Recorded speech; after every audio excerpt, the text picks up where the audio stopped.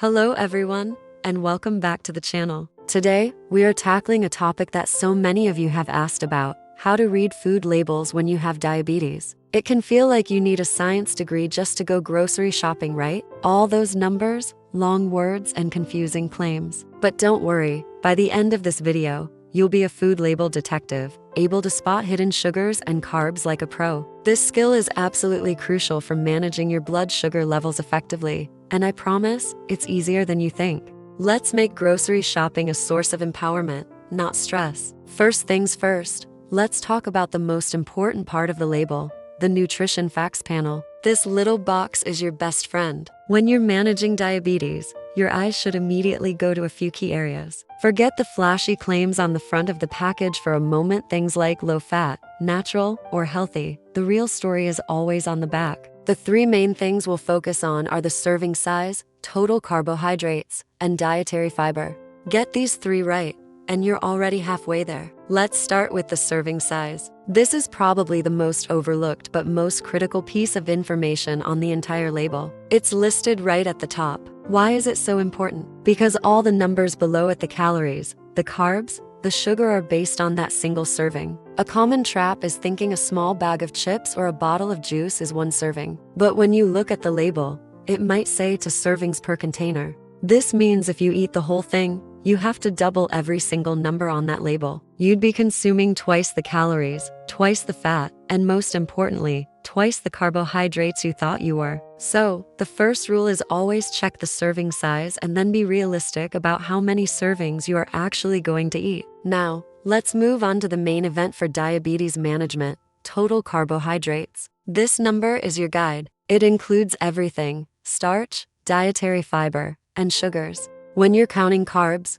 this is the number you need to pay attention to. Don't just look at the sugar line alone. Why? Because all carbohydrates, not just sugar, break down into glucose in your body and affect your blood sugar levels. So, whether it's from bread, pasta, fruit, or a cookie, it all counts toward this total. Your doctor or a registered dietitian can help you determine your personal daily carb goal. But knowing how to find this number on a label is the first step to staying within your budget. Underneath total carbohydrates, you'll see a few indented lines. The two we care about most are dietary fiber and total sugars. Let's talk about fiber first, because it's a superstar. Fiber is a type of carbohydrate that your body can't fully digest. This is great news, because it doesn't get broken down into sugar. It doesn't raise your blood sugar levels in the same way other carbs do. In fact, it can help slow down the absorption of sugar and improve blood sugar control. So, when you see a food that's high in dietary fiber, that's a good thing. For some people who do net carb counting, they subtract the grams of fiber from the total carbohydrates. For example, if a food has 20 grams of total carbs and 5 grams of fiber, the net carbs would be 15 grams. This gives you a better idea of the impact the food will have on your blood sugar. Next up is total sugars. This line can be a little tricky. It includes both naturally occurring sugars, like the lactose in milk or the fructose in fruit, and added sugars. Added sugars are the ones you really want to watch out for. These are the sugars and syrups put into foods during processing. Think high fructose corn syrup, cane sugar, dextrose, and so on. The good news is that food labels are now required to have a separate line for includes added sugars. This is a game changer. It tells you exactly how much sugar was added on top of what was naturally there. Why does this matter? Because added sugars provide zero nutritional value and can cause rapid spikes in blood sugar. Your goal should be to keep the added sugars as low as possible. A product might have 15 grams of total sugar, but if 14 of those grams are added, it is a much different choice than a piece of fruit with 15 grams of natural sugar that also comes with fiber and vitamins. So,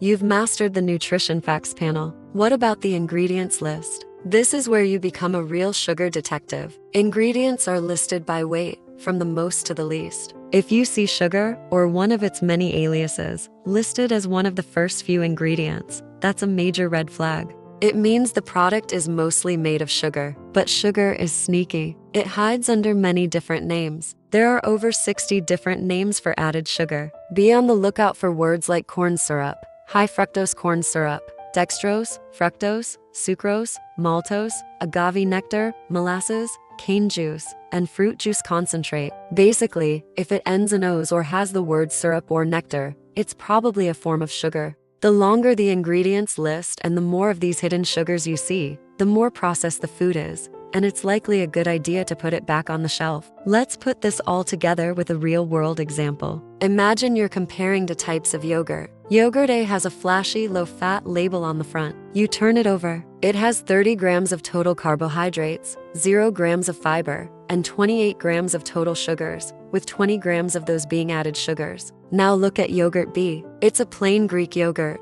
It has 8 grams of total carbohydrates, 0 grams of fiber, and 6 grams of total sugars, with 0 grams of added sugar. The sugars in yogurt B are just the natural lactose from the milk. Even though yogurt A was marketed as a healthy choice, yogurt B is clearly the winner for blood sugar management. By reading the label, you've avoided a sugar bomb disguised as a health food. This is the power you have when you know what to look for. Another area to watch out for is sugar-free products. This sounds perfect, right? Not so fast. While these products don't contain regular sugar, they often contain sugar alcohols. You can spot them on the ingredients list with names that end in ol, like sorbitol, xylitol, and maltitol. They are also listed under the total carbohydrates line on the nutrition panel. Sugar alcohols are a type of carbohydrate that are not completely absorbed by the body, so they have less of an impact on blood sugar than regular sugar. For some people, they can be a good alternative in moderation.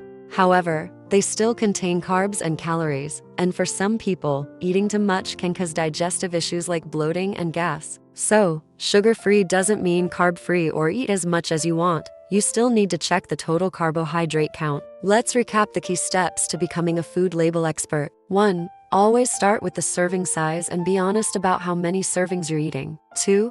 Look at the total carbohydrates. This is your main guide. 3.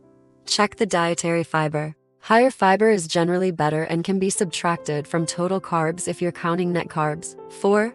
Investigate the added sugars line. Aim to keep this number as low as possible, ideally 0. And 5. Scan the ingredients list for hidden sugar names, especially in the first few spots. If you follow these 5 steps every time you pick up a packaged food, you will gain so much control over your food choices and your blood sugar. It might feel overwhelming at first, but I promise it becomes second nature very quickly. Start by practicing on the foods you already have in your pantry. Pick up a can of soup, a box of crackers, your favorite cereal. Go through the steps and see what you find. You might be surprised. This isn't about perfection. It's about making informed choices. It's about progress. Every time you choose the item with less added sugar or more fiber, you're making a positive choice for your health. You're taking an active role in managing your diabetes, and that is something to be incredibly proud of. Thank you so much for watching today. I hope this guide helps you feel more confident and in control at the grocery store. If you found this video helpful, please give it a thumbs up and consider subscribing for more tips on living well with diabetes. And I'd love to hear from you in the comments. What is the most surprising thing you have ever found on a food label? Let's share our experiences and learn from each other. Take care, and I'll see you in the next video. If you like our content, please like, subscribe, and sign up for a free Ditch Diabetes discovery session in the link below. Click the link below to schedule your free consultation and get your personalized natural diabetes plan.